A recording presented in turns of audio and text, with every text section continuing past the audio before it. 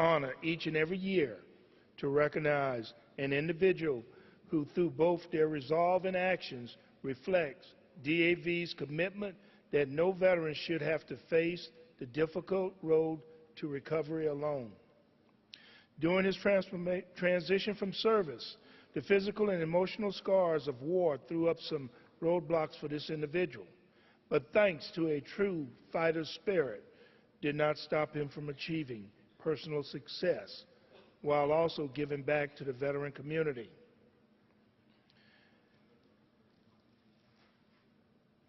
Ladies and gentlemen, for his work helping his fellow veterans overcome their physical, mental, and emotional hardship, as well as his patriotism and inspiring spirit, I am proud to introduce the 2016 Outstanding Disabled Veteran of the Year, Bobby Body.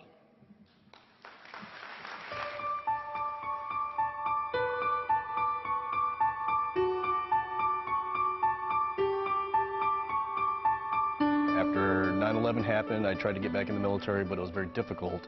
But in 2004, a U.S. Army recruiter told me that he would be able to get me in, and he got me enlisted, and I ended up down in Fort Benning, Georgia. And then right after airborne school, I went ahead and joined my unit, and immediately had received my orders to deploy to Iraq. In February 2006, I was on a mission going towards Fallujah on the MSR road that we were on, and coming up to what was called the 611 bridge, we got hit by a roadside bomb to the side of the Humvee that I was in, and blew the door into my left arm and pretty much my left side, and damaged my left arm and my left leg.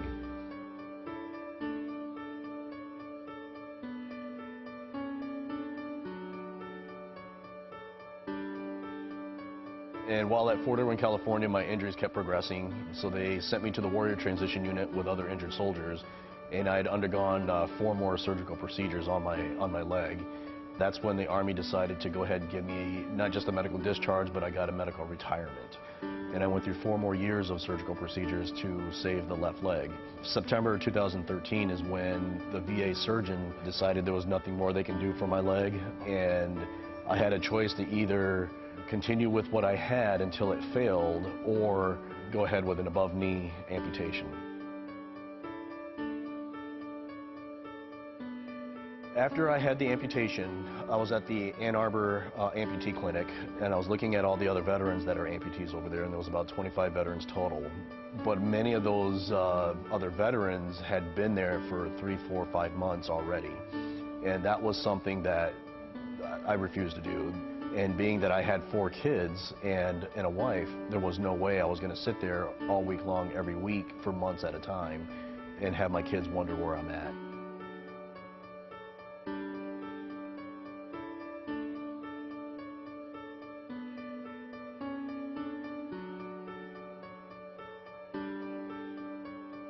Since my amputation, my life has actually gotten better. I fight harder.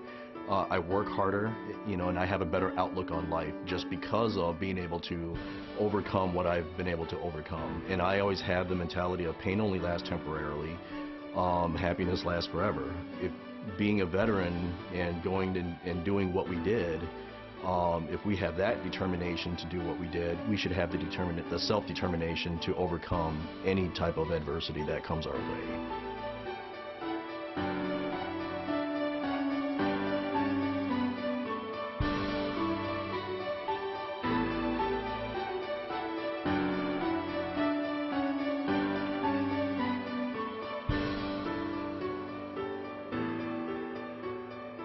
I started powerlifting in February, and that first June I won my first nationals.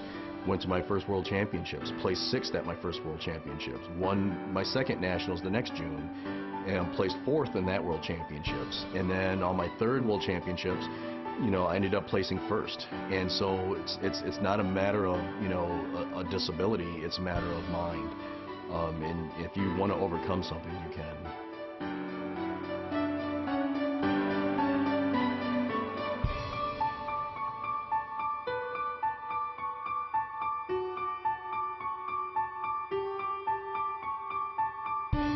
Even though I'm an above-knee amputee, I don't use it as a crutch.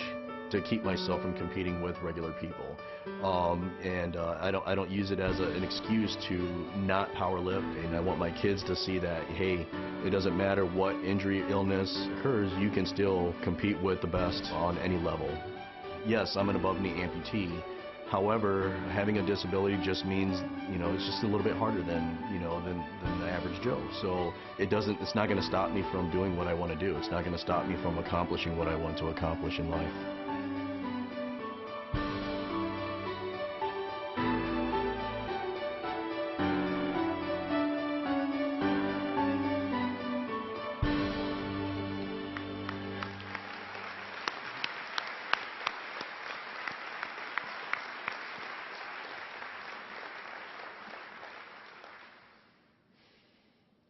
Ladies and gentlemen, please give a warm reception to our 2016 Outstanding Disabled Veteran of the Year, Bobby Body.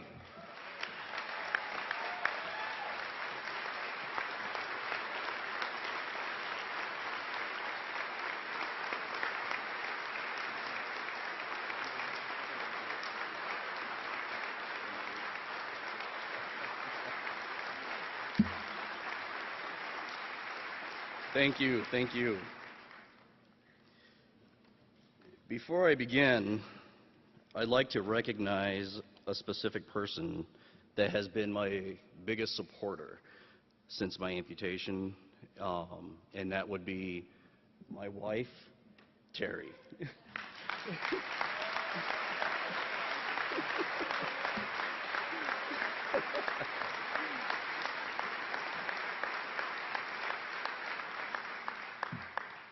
I'd like to take this opportunity to thank the disabled American veterans for believing in me, for their trust in me, and for making myself and my family, my wife Terry, my daughters Adrienne and Madeline, and my sons Isaac and Jaden, feel as if we are part of something that's larger than anything.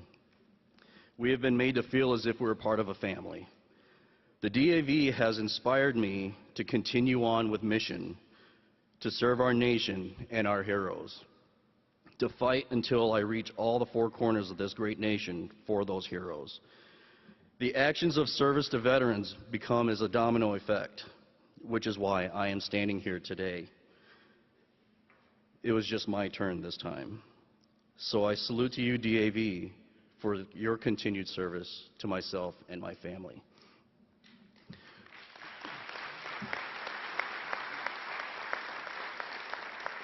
As you saw in the video, I believe that anything is possible if you choose it to be possible.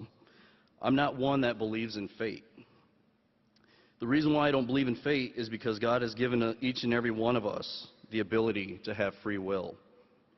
And without that free will, how are we able to ever make our own decisions in life? How will we ever know what's right from wrong? Why help anybody? Fate will determine the path of least resistance, right? That's wrong. We all have the ability to choose our own path in life. We all have the ability to make our own decisions, and we can either choose to help ourselves, our neighbor, our brothers, our sisters, or our fellow veterans. Knowing the history of wars, we chose the path of most resistance by fighting for the freedoms that each and every one of us have today here in the United States. And that's what makes this country great. Ever since I first joined the military, I have implanted in my very being that defeat and retreat will never ever, nor will it ever, be in my vocabulary. Those are words that I will never understand. I will never give up helping or advocating for veterans and their families. I will gladly continue this field of battle and to fight for the rights of all veterans of all eras. I will always draw strength from what I've learned from my military experience. Through blood, sweat, and tears, the one thing I have learned from day one in the military is I will never leave a comrade. No matter how hard life may seem, anything is possible. I may fail 100 veterans, But if I can just reach that one veteran and make a difference in that one veteran's life, then that will be my legacy. In the movie Any Given Sunday, Al Pacino stated that life is about the 6 inches in front of your face, and you have to be willing to fight and die for those 6 inches. Those 6 inches is the difference between winning and losing, living and dying. And if I'm going to have any life left, it's because I'm still willing to die for those 6 inches.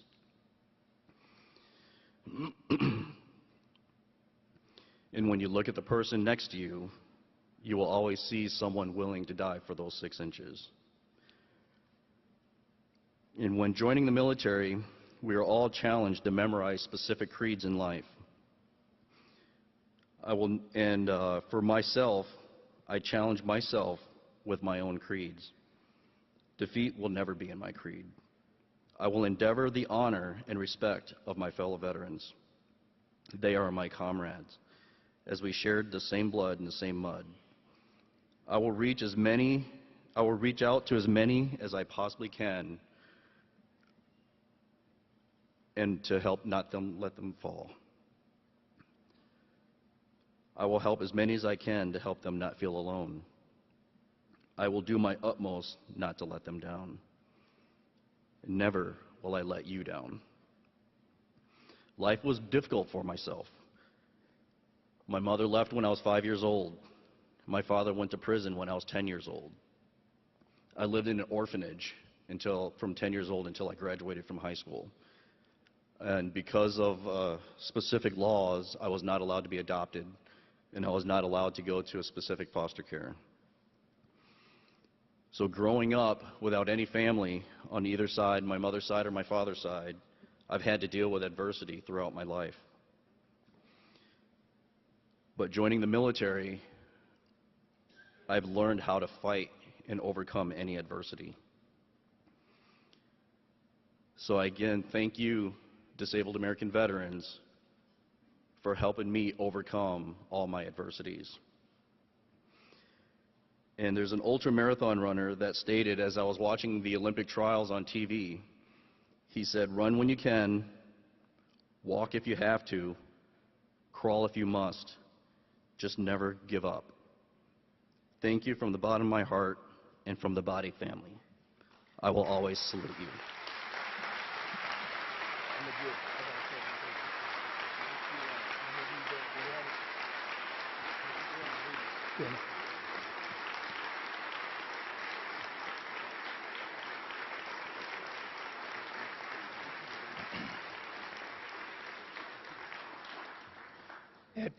At this time, I want to read you the citation. DAV is honored to recognize your extraordinary commitment to veterans, your local community, and the nation, your resilience and determination to succeed following your return from military service, including a combat tour in Iraq. Your optimism and your strength of character have provided inspiration to your fellow injured veterans and their families.